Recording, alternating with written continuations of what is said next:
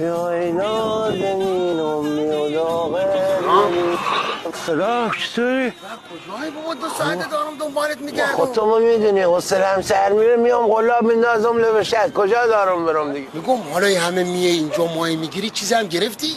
خب ما کوکا بیشتر برای آرامشش میام، ولی الان یه ماهی درشتی اومد تو غلابم وردمش بالا گفت جان ماجد منو بیخیال شو. منو شناخت.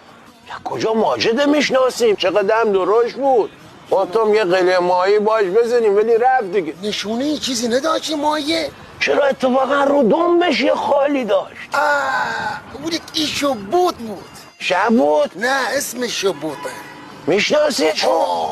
اکبر تو نمیدونی من با اینا بزرگ شدم اکبر. اینا کوکا به چه که بودن خودش و خواهرش و مادرش و آقاش بهشون نون خشکه میداد. چقدر بازاتن جان تو. اکبر کوکا دیگه اینجا ماهی نگیر. چرا؟ اینا آشنان اکبر. نه بابا اکبر جون و کوکا اینای مو بزرگ کرده. باشه هر چی تو بگی. هر کم اینجا اومد ماهی بگیره نزار ماهی بگیره. کجا؟ بیسی بکنم برگرد.